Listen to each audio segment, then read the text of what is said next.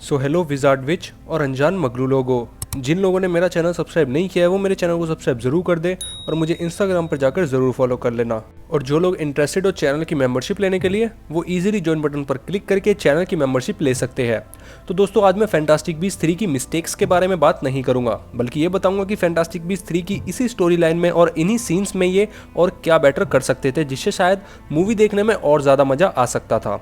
तो दोस्तों first of all movie का title the secret of Dumbledore था और जब इसका टाइटल रिवील किया गया तो मैं काफ़ी खुश हुआ था कि शायद इस मूवी में हमें एल्बस के सीक्रेट देखने को मिलेंगे। बट चलिए टाइटल है डम्बलडोर, नॉट एल्बस डम्बलडोर, तो शायद डम्बलडोर फैमिली के ही ये शायद कुछ सीक्रेट्स हमें देखने को मिलेंगे।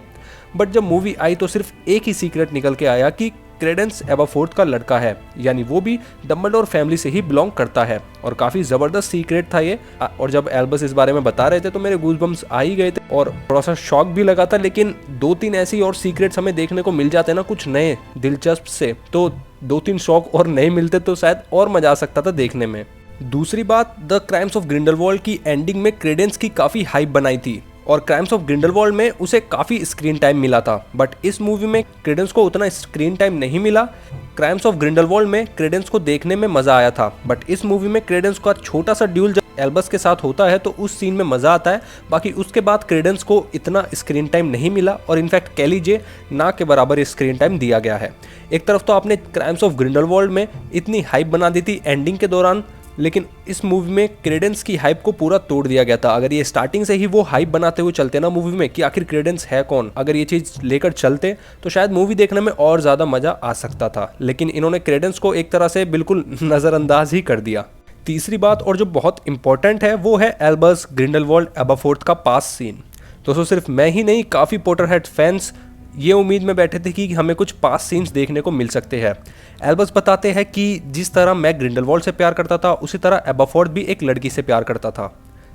बट अगर मूवी में ये चीज़ हमें पास सीन के नज़रिए से बताई जाती तो मज़ा आ जाता। लाइक यंग एल्बस, ग्रिंडलवाल्ड, एबरफोर्थ और एरियाना को ये लोग इस मूवी में दिखा सकते थे बड़े आराम से, और साथ ही बड़े आराम से दिखा सकते थे कि एरियाना के साथ हुआ क्या था। डम्बलडोर को लग रहा था कि वो उनकी स्पेल है शायद जो एरियाना को हिट कर गई थी, लेकिन अगर ये चीज़ हमें पास सीन के द्वारा दिखाई जाती ना कि आखिर वो सिचुएशन क्या थी, एल्बस क्या कर रहा था, ग्रिंडलवाल्ड क्या कर रहा था, एबरफोर्थ क्या कर रहा था, एरियाना सीढ़ियों से नीचे उतर रही थी, अगर वो चीज़ हमें पास के सीन में दिखाई जाती ना तो शायद मूवी देखने में और ज़्यादा मज़ा आ सकता था।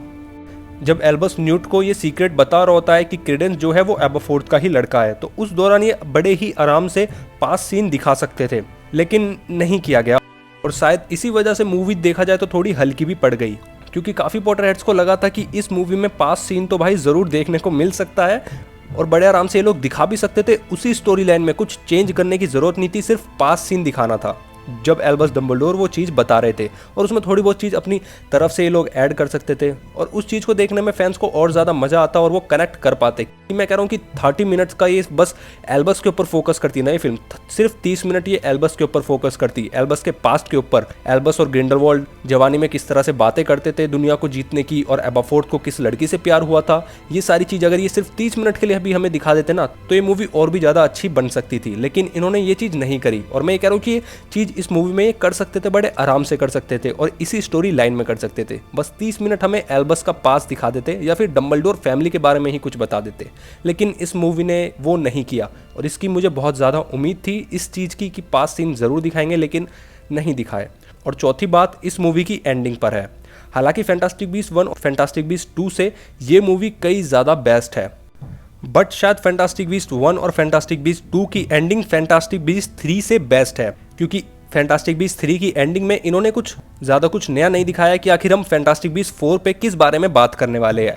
मैं फिर भी फैंटास्टिक बीस्ट 4 की क्या स्टोरी लाइन हो सकती है उसके ऊपर वीडियो बनाऊंगा, लेकिन फैंटास्टिक बीस्ट 4 को लेकर कोई इन्होंने एंड में एक मिस्ट्री नहीं छोड़ी है। लाइक फैंटास्टिक बीस्ट 1 में एंड में यानी ग्रिंडलवाल्ड निकल कर आता है और फैंटास्टिक बीस्ट 2 में क्रेडेंस के बारे में पता चलता है और ये बताते हैं कि वो डम्बलडोर है, और जिस वजह से पहले में तो ग्रिंडलवाल्ड की तरफ से हाइप बनती है और दूसरी में क्रेडेंस की तरफ से हाइप बनती है, लेकिन तीसरे में ये कुछ ज़्यादा कुछ नहीं कर पाए। मेरा तो ये मानना है कि अगर ये लोग एंड में टॉम रिडल को दिखा देते ना कि डम्बलडोर जो है ऑर्फनेज जा रहे हैं टॉम रिडल से मिलने, तो शायद हो सकता था काफ़ी फैंस को ये लगे कि 4th में शायद टॉम रिडल दिखाया जाए, लेकिन इन्होंने वो सीन नहीं दिखाया। बस एंडिंग में इन्हें टॉम रिडल दिखाना था जब एल्बस डम्बलडोर उसे लेने जाते हैं। तो दोस्तों आप लोगों को क्या लगता है और आपको कैसा लगा इस मूवी को देखने के बाद वो कमेंट बॉक्स में नीचे लिखकर जरूर बताना। मैं इस मूवी से सेटिस्फाई हूँ क्योंकि ये फैंटास्टिक बीस्ट 1 और फैंटास्टिक बीस्ट 2 से बेस्ट है।